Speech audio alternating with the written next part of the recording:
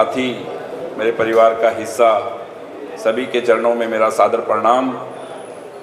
और रही बात इलेक्शन की, तो ये इलेक्शन नहीं है और ये कोई चुनाव नहीं है, ये तो इस सेवा के सिलसिले को आगे बढ़ाने का एक माध्यम है। एक बात यहाँ बैठा हुआ हर व्यक्ति, हर इंसान जानता है कि आज तारा बाबा की इतनी कृपा है, उस भोलेनाथ की इतनी कृपा है कि मुझे ये चुनाव, ये सब कुछ करने की कोई ज़रूरत नहीं है। सच है ना? पर ये सब क्यों है? क्योंकि इस रगों में जो खून है वो गौ और गरीब की सेवा करने वाले एक इंसान का है। तो हमें गुरुओं की सेवा, एक तरफ वो लोग खड़े होके कहते हैं, बोले ये लंगर लगाते हैं जी, ये भंडारे करते हैं जी, ये कथाएं करवाते हैं जी, ये गरीबों की वो सेवा करते हैं जी, बच्चियों को पैसे देते हैं जी, गांव में बोतल बांट दी। अरे भाई आप भी कोई टॉफ़ी गोली बिस्कुट बांट दो, कभी क्या कमी है? सोच का फर्क है सब कुछ, पर करना कुछ नहीं है। पर उनको मैं एक बात बता दूं कि जब तक गोपाल और गोविंद जिंदा है, ये तारा बाबा की कुटिया भी ऐसे ही चलेगी, ये संतों का आना जाना भी ऐसे ही रहेगा। जो व्यक्ति आके मुझसे कुछ बोलेगा और मैं करने के लायक हूं, तो मैं उसकी सेवा जब तक करता रहूंगा, चाहे कुछ भी हो जाए। इस राजनीति से मैं बहुत परे हूं। मैं सच में मेरी निगाह में राजनीति के मायने सेवा है, क्योंकि कुछ काम ऐसे होते हैं जो हमें राजनीति में आके ही करवाने पड़ते हैं सरकार से। वो काम पैसे से नहीं हो सकते। वो ताकत मुझे सिर्फ आप दे सकते हैं। वही ताकत मांगने के लिए मैं 5 साल बाद आपके पास, कि आप मुझे वो ताकत दें, वो शक्ति दें कि जिससे मेरे शहर का, जिससे हर गरीब इंसान का, वो सब आपको भी फल मिलता है, ध्यान रखना। क्योंकि आप एक उस सच्चाई, उस विश्वास, उस ईमानदारी को अपना समर्थन और मौका, टाइम और सेवा वो दे रहे हैं कि जो कि आपके कर्म बना रही है। कि कहते हैं ना कि दुनिया से एक दिन सभी को जाना है। पर मैंने कभी भी जात पात की राजनीति नहीं की। हमारे साथी, हमारे लोग, सबसे पहले धर्मशाला की बात चली 2009 में। हुड्डा साहब मुझे एक दिन कहने लगे कि यार तू अग्रवाल समाज की धर्मशाला मांग, तू 2 क्यों मांग रहा है? कि पंजाबी समाज की भी देव जी, अग्रवाल समाज की भी देव जी। मैंने कहा ऐसा है, वहाँ दो समाज की धर्मशाला, बड़े समाज हैं, मतलब काफ़ी तादाद में उनके वोट हैं, दोनों लोग हैं वहाँ संख्या में, भारी संख्या में, तो उनकी धर्मशालाएं नहीं हैं दोनों समाज की। तो आप मुझे दोनों समाज की धर्मशालाएं दे दें, इतने पैसे है, इतनी कीमती है, शॉपिंग मॉल बनेगा। तो आपका भाई क्या है कि ना किसी से डरता है और ना ही किसी को डराता है। पर मैंने उसको एक ही बात कही कि यहाँ तो दोनों समाज की धर्मशालाएं बनेंगी हुड्डा साहब, मॉल वॉल आप कहीं और बनाओ, पर यहाँ धर्मशालाएं बनेंगी दोनों समाज की। बोले पैसे कौन देगा? मैंने कहा अगर ऐसी बात है तो दोनों समाज को रजिस्ट्री करवा के मैं दूंगा, क्योंकि मेरी निगाह में सब बराबर है।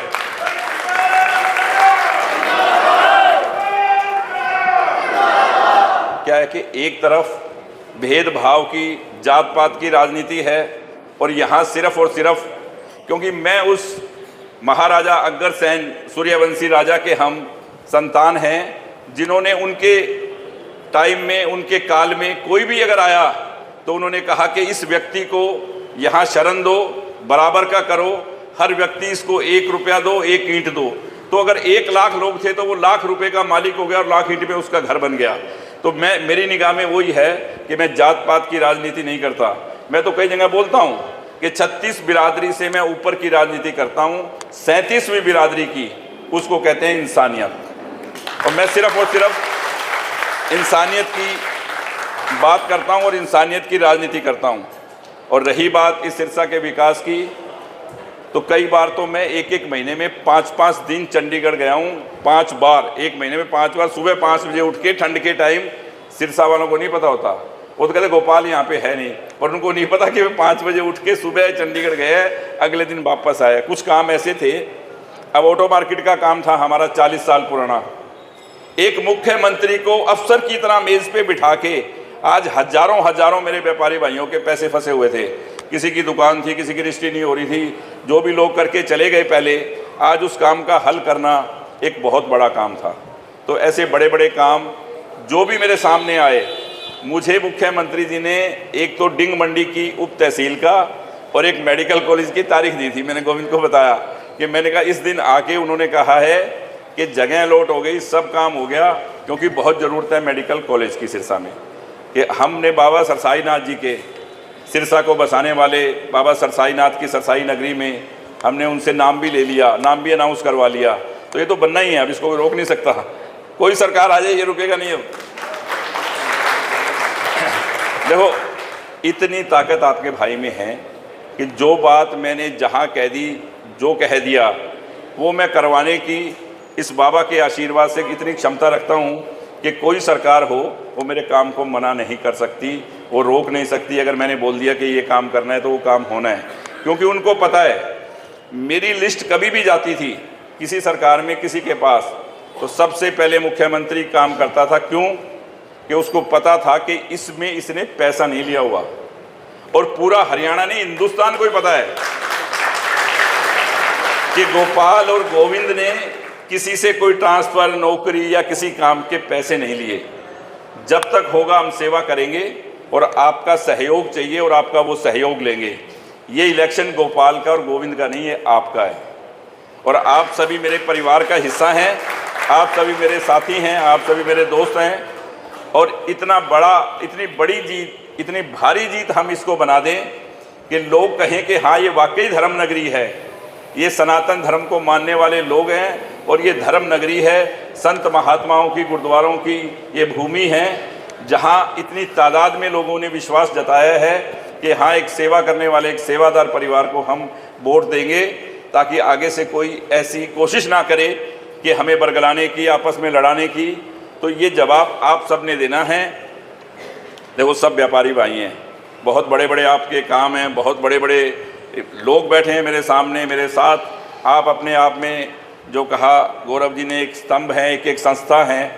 आप चाहो तो, वैसे तो एक एमएलए के इलेक्शन के लिए 50 लोग बहुत होते हैं, निस्वार्थ और दिल से लगने वाले, पर यहाँ तो 50,000 हज़ारों लोग हैं आप मेरे भाई।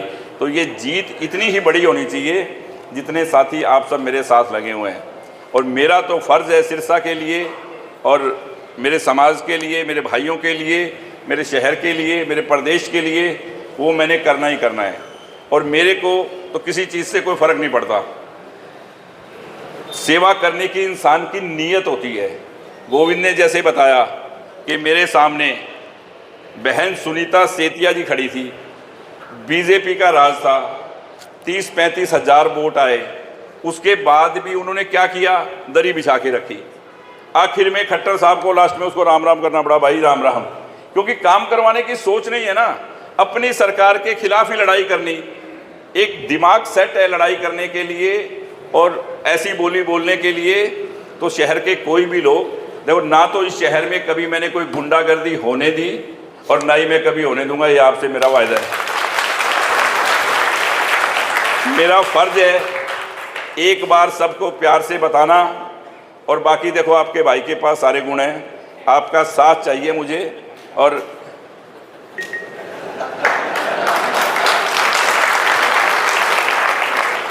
हंसने वाली बात इसमें वो दूसरी नहीं है, आप दूसरे तरीके से हंस रहे हो।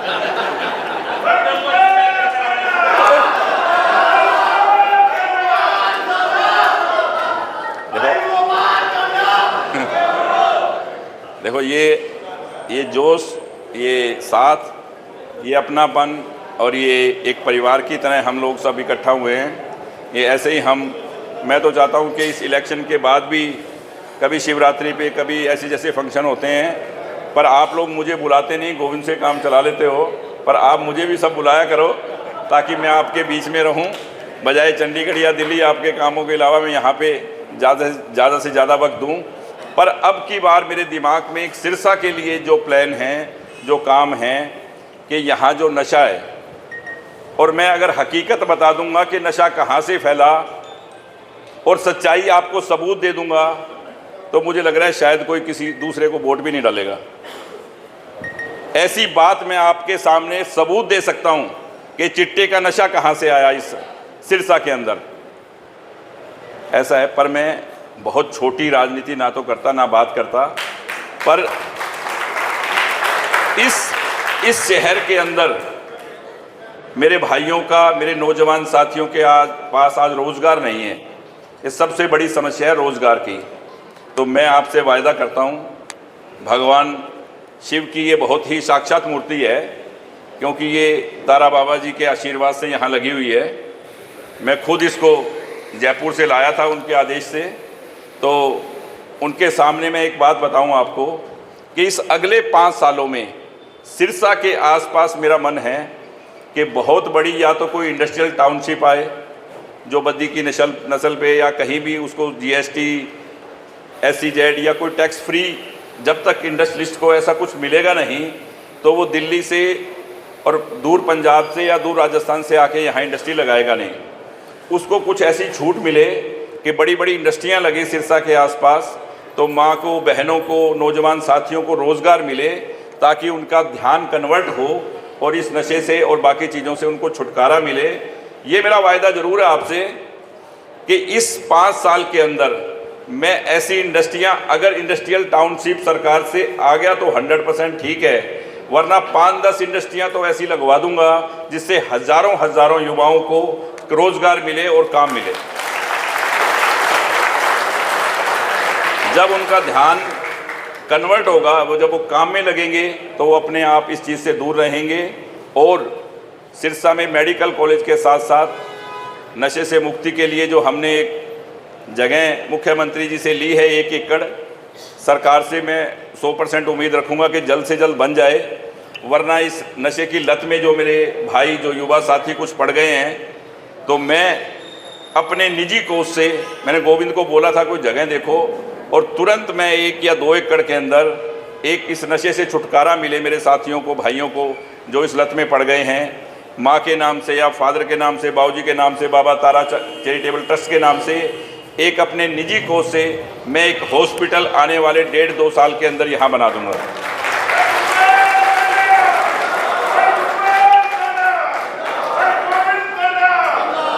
देखो, मेरी सोच है कि हर व्यक्ति और सिरसा विकास की ओर अग्रसर रहे और सिरसा के लोग, सिरसा बहुत विकास करे, और आप सब अपने भाई पे, अपने गोपाल पे, गोविंद पे ऐसे ही आशीर्वाद रखें, और हम ऐसे ही आप सबकी और सिरसा की सेवा करते रहें। और ये इलेक्शन जो है, ये ना गोपाल का है ना गोविंद का है, ये आज आप मन में सोच लें कि ये इलेक्शन आपका है और आपको कैसे लड़ना है, ये आप अपने मन में सोच के जाएं और एक ऐसा आशीर्वाद दें, ऐसे तरीके से इस इलेक्शन को लड़ें कि एक बहुत भारी जीत हो। क्योंकि मैं आज 8 गाँव में गया, 2009 में या तो जो जुनून था माँ बहनों का घर से बाहर निकल के और ऐसे इतनी धूप में भी, या आज मैंने देखा 2009 के बाद आज ऐसा जुनून था गांव में कि सब, क्योंकि सच्चाई सबको पता होती है कि किसने क्या करना है।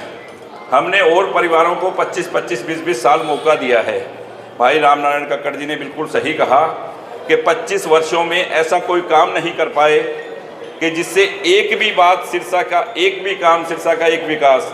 और आज इस 3 साल में हजारों गलियां बनी हैं इस शहर की, कितने बड़े बड़े प्रोजेक्ट आए हैं, कितने विकास के काम हुए हैं, करोड़ों रुपए के टेंडर हुए हैं, विकास हुए हैं। और अभी भी ये 1 महीना और अगर इलेक्शन डिले होते तो 2-3 काम जो मेरे रह गए वो भी पूरे हो जाते।